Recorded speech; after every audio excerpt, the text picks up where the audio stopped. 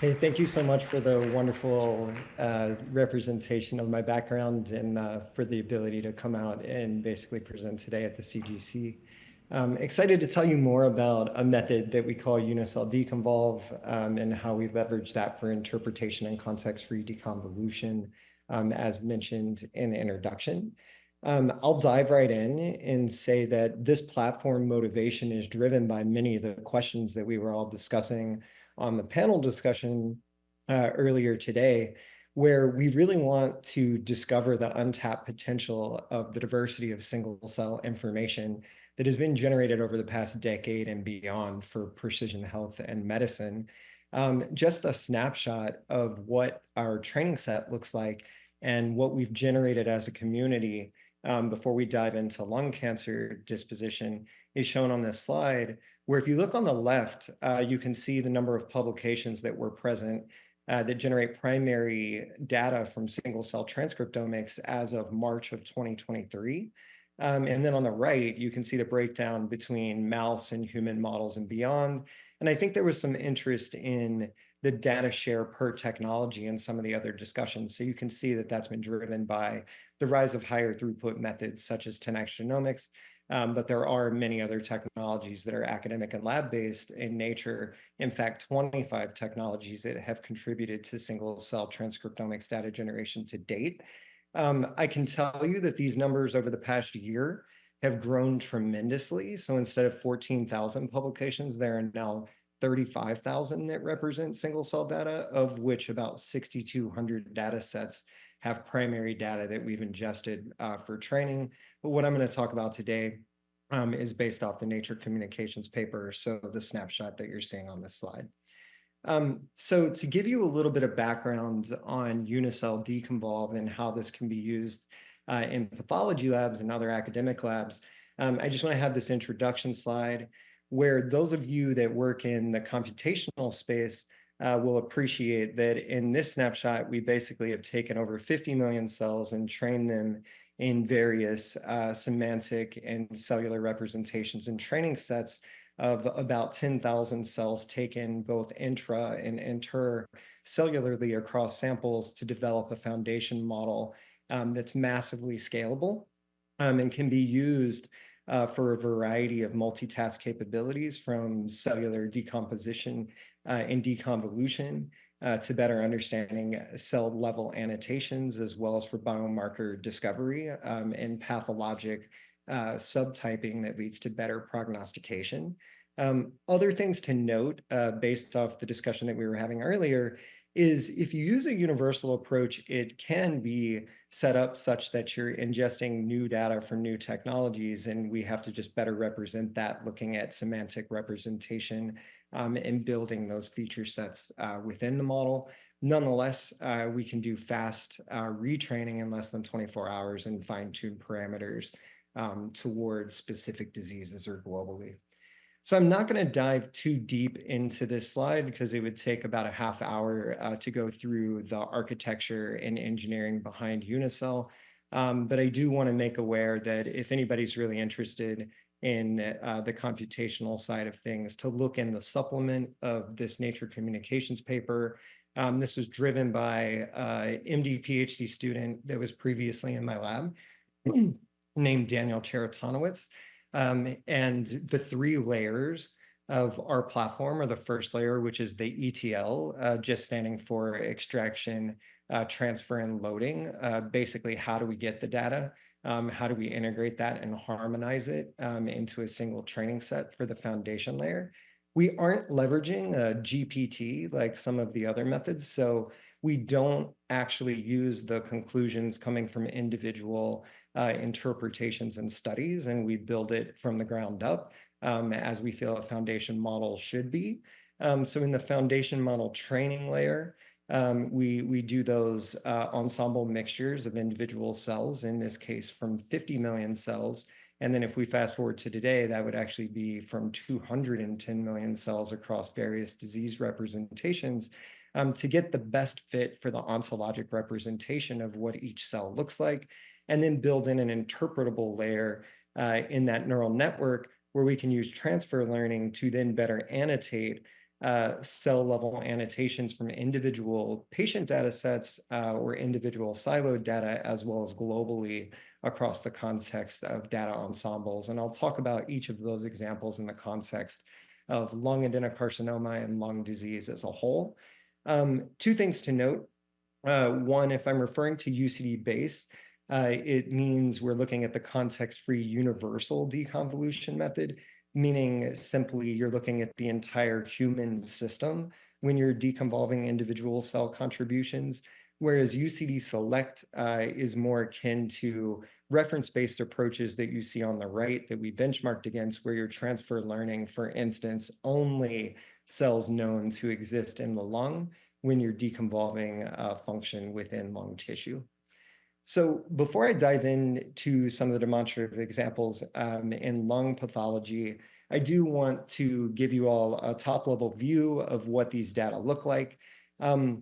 Starting to address some of the questions in our discussion previously, you can look at the semantic representation or the tile plot, basically the plot on the left, that shows squares for each cell type of the 850 cell types that we've cataloged to date. It's a nice way to know what the community has generated as a forum. And the smaller the square, obviously the least data has been provided in the public domain. And I would argue that's where we don't have as much context and would need to generate additional data for validation when we're looking at novel features. Whereas, for instance, in the neuronal compartment, you'll see about a third of the single cell data generated to date has been from brain tissue, so you may or may not be able to glean the information in silico. Nonetheless, for the cancer community, we think that there are somewhere between 1.7 million in 2023 and probably about 3 million malignant cells that have been profiled at cellular resolution transcriptomics to date. And you can see in our annulus plot that breakdown, where specifically for lung adenocarcinoma, there are about 170,000 cells worth of transcriptional data that we used in this particular data set. I'll showcase this render because I'm just a fan of moving away from two-dimensional plots. You'll still see me use them in the presentation, but I do think a three-dimensional space when you're starting to look at 850 cell types and transitional cell types that may be novel in the future is a nice way to look at novel features where you might imagine in this dark space shown in black, if you start to see novel cell types regress based off future data, we might dive deeper for physical validation. So with that, that's the background about Unicell, the data set, and how we got here.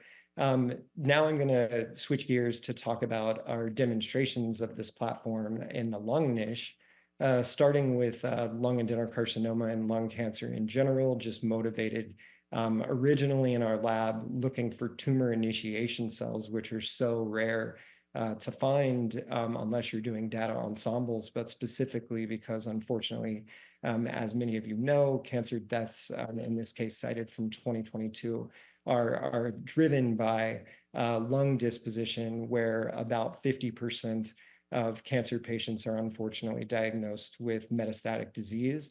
And we really just wanted to better annotate and catalog at the cellular level to see if we could start stratifying additional targets and features that would be useful for addressing this concern and alleviating some of the poor outcomes by having a better predictive feature set.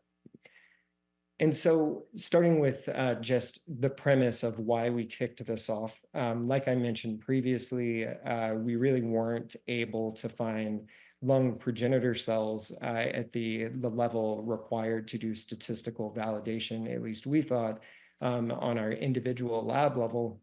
So we decided to just ingest the world's single cell data and start looking for them there across all cancers and then transpose that into the lung.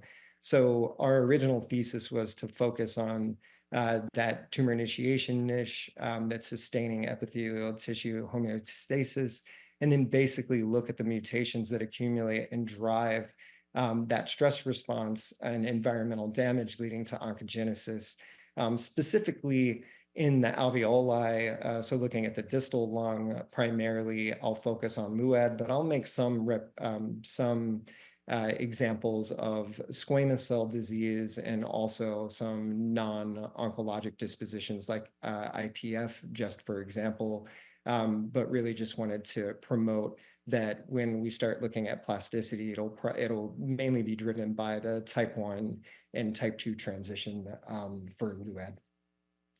So if you look on the left of our data set, this is our representation of, if we go into the literature, into our database, into the training set for the foundation model, and we set the criteria of looking for studies that had single cell data from individual patients that also had clinical metadata available.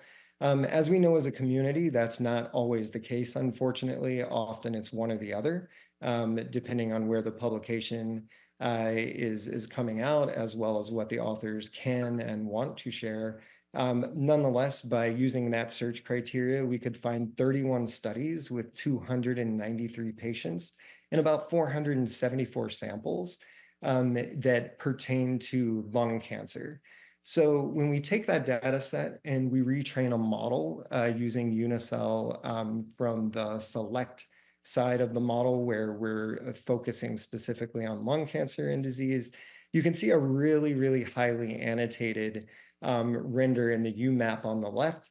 I won't use a pointer, but just to say at the top, you can see the tumor compartment where you see neuroendocrine, LUSC, LUAD, and so on, as well as some of the transition states in that compartment. And then on the far left is pretty much the inflammatory compartment where you're going to see TAMs and other associated annotations. And then the bottom right of that is pretty much your T cell, B cell compartments. But what's exciting is that using our AIML approach in a context-free way, you can see as we start to transfer the features embeddings from the bigger data ensemble, that you can start to annotate, niche populations like dendritic cells, some of the ciliated and goblet and basal transitional cell states, as well as really rare populations like mesothelial cells that are hard to come by on a sample-to-sample or study-to-study. And then, of course, in upcoming slides, I'm going to show what the regression of these transcriptional and cellular features looks like against some of the clinical data, starting here with our model used in a way that we derived a hazard ratio against all of the predicted cell types you saw on the previous atlas, and then ranked both immunologically beneficial and suppressive feature sets by cell type. And I'll get into how we do that at the gene level next.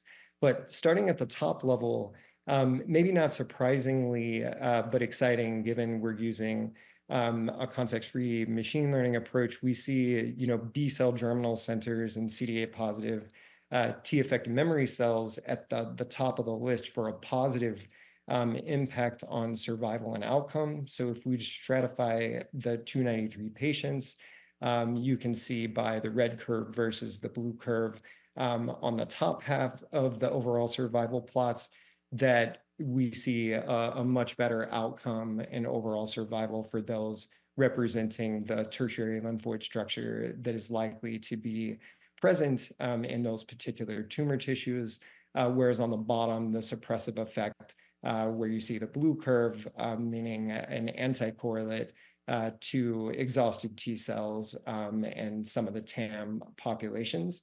And this is just to demonstrate with logic that you can, in fact, regress survival features in this case that you otherwise would not have seen without the foundation layer, the cell level representation from the molecular data, and taking that forward to a clinical attribute.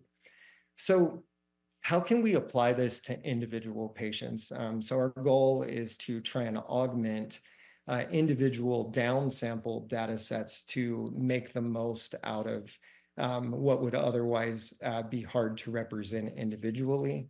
And this is an example of a non-small cell case that we were fortunate enough to have a patient biopsy with Rachel Brody through an IRB in the PATH biorepository, where you see in the middle our AIML Unicell annotated feature set, so the cell level annotations for this individual case, which is really only, I think if I remember correctly, it's about 7,000 cells from this individual 10x run.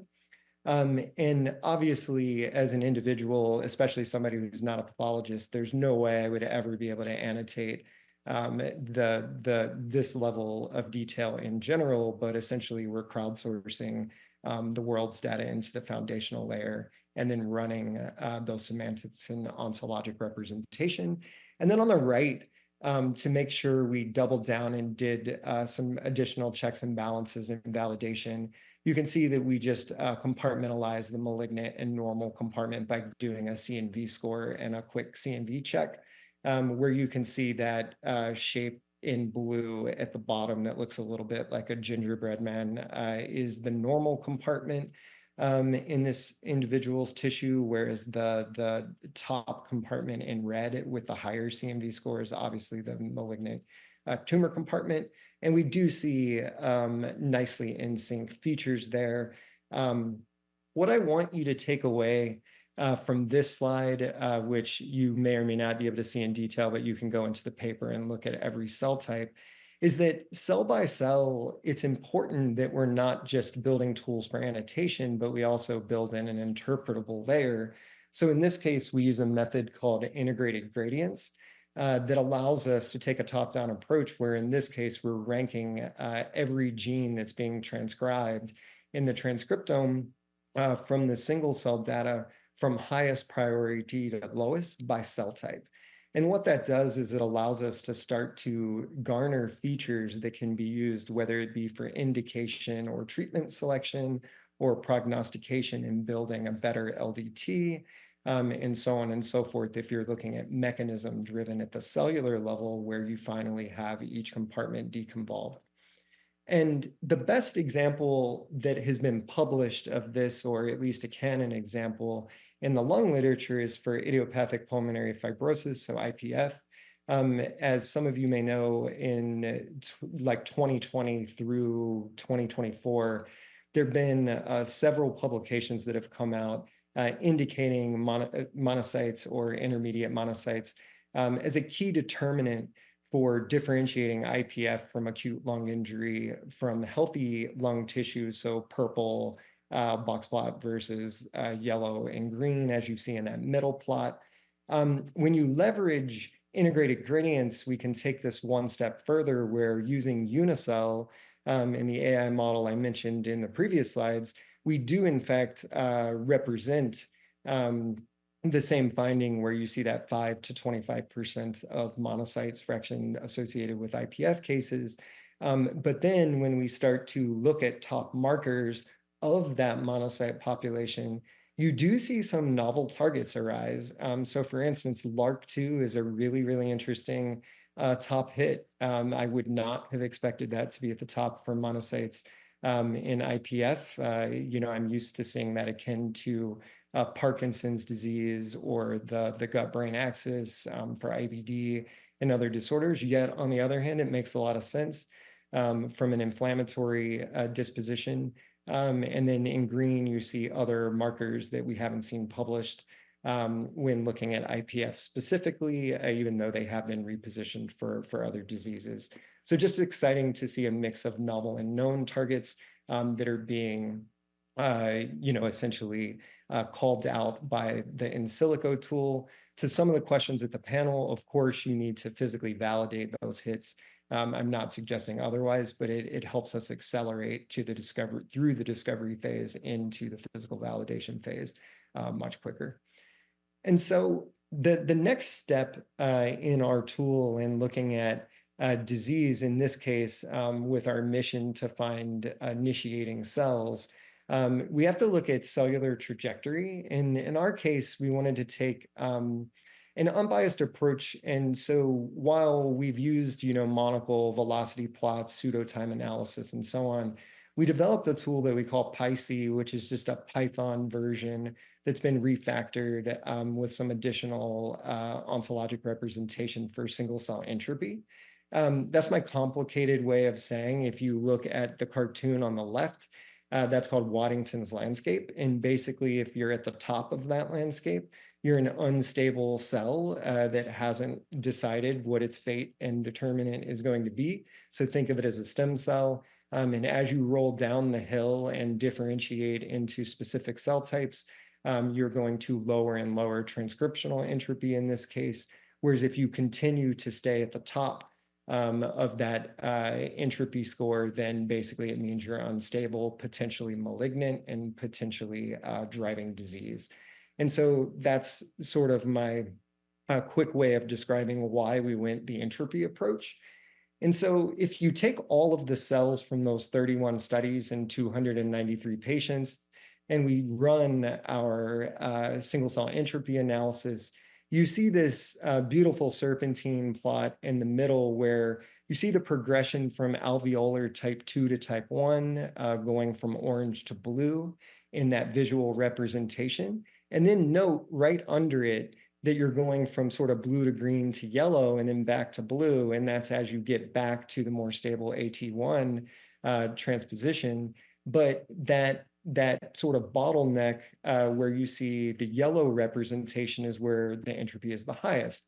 And so what we did is we focused on the cells that had the highest transcriptional entropy and derived a 52 gene signature that we've been able to show better stratifies overall survival based off the transposition of that gene set, which is a mixture of known and otherwise needing to be validated novel features that drive disease. And you can see how that scales against the cell types, where not surprisingly, AT2 versus 1, AT2 has higher entropy, and also exciting to see that mesothelial cells, of course, have higher entropy because of their association with potential tumor cells that are being shed from the pleura.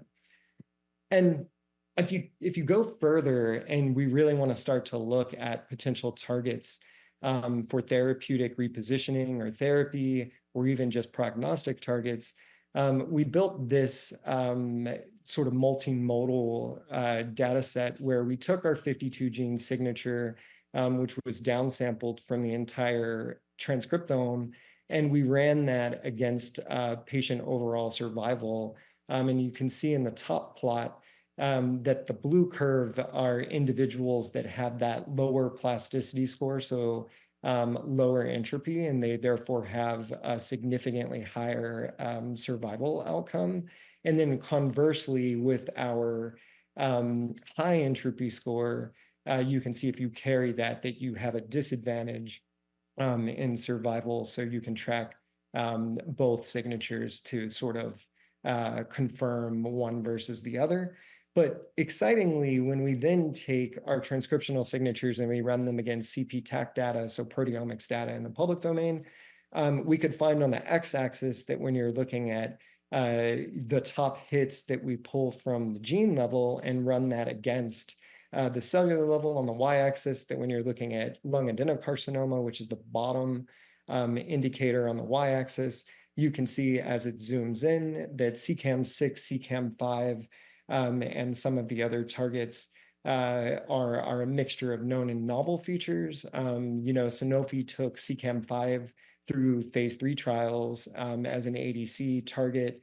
We see CEACAM6 as the top hit, and that's been leveraged in colon adenocarcinoma, for instance, but not to my knowledge in lung adenocarcinoma. So some really promising potential candidates that we're excited to physically validate moving forward. So I'm going to end by talking about the regression of some of the prognostic factors against the molecular and cellular level data, and then talk a little bit about the promise of this technology in the spatial transcriptomic space. So when I mentioned that of the 293 patients, we did have access to clinical metadata, you can see on the left that when we're looking at our entropy signature, so the 52 gene signature that was predicted by Unicell, and we run that against some of the common and expected clinical features. For instance, you see higher entropy coming from the pleural compartment.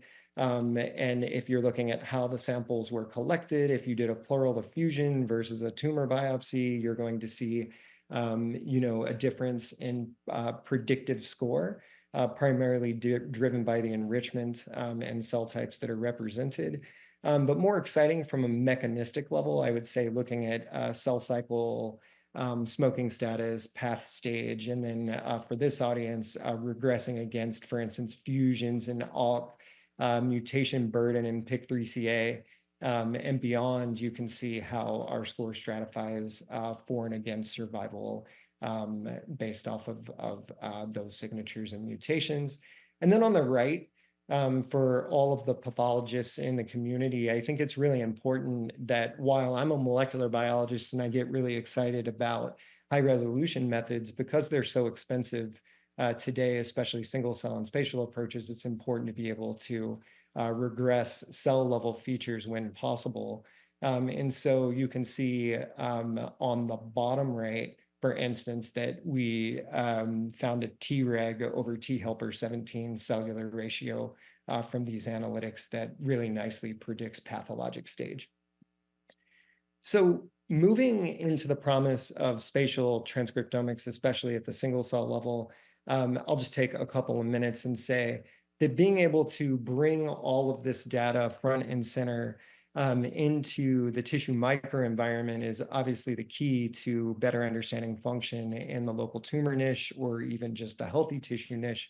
In this case, I'm showing on the right old data that we had for a squamous cell case using Visium standard definition, but on the left, more recently, our high definition Visium data, where you can really start to see the epithelial airway in that light blue feature set, where you can see the ciliated cells, as well as some of the fine muscle in the bronchi in purple, and in the malignant compartment, which is pretty much all of this tissue in orange, and so on and so forth.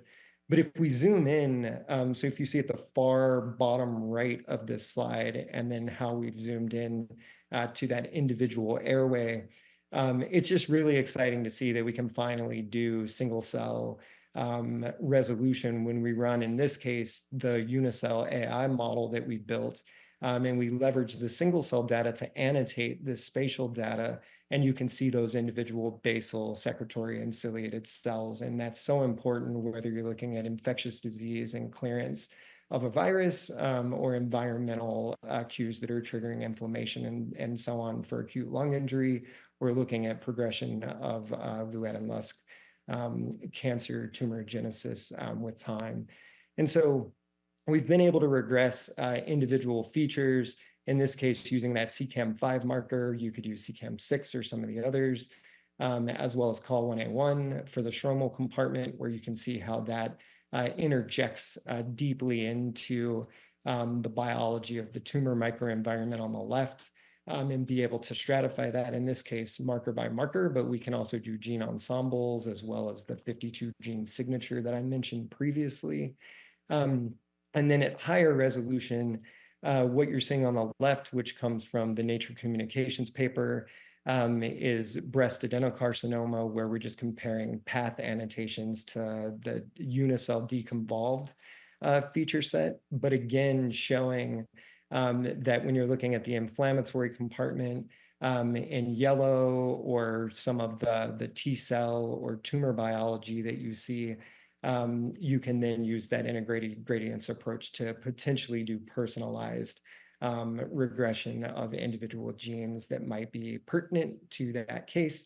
And on the right, where we're leveraging the molecular biology to then feature, in this case, squamous cell disease across the H&E stain on the left, and then looking at each of the individual cellular compartments.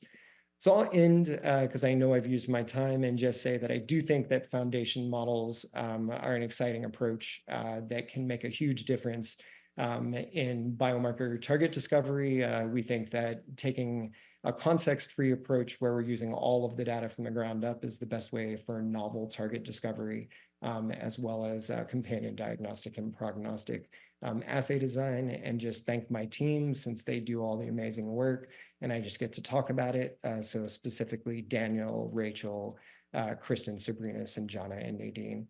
And with that, thanks so much, everyone, for giving me the opportunity to share more about Unicell. If you're interested in the GitHub for the public API. You can see the link there, and otherwise reach out to me with any additional questions.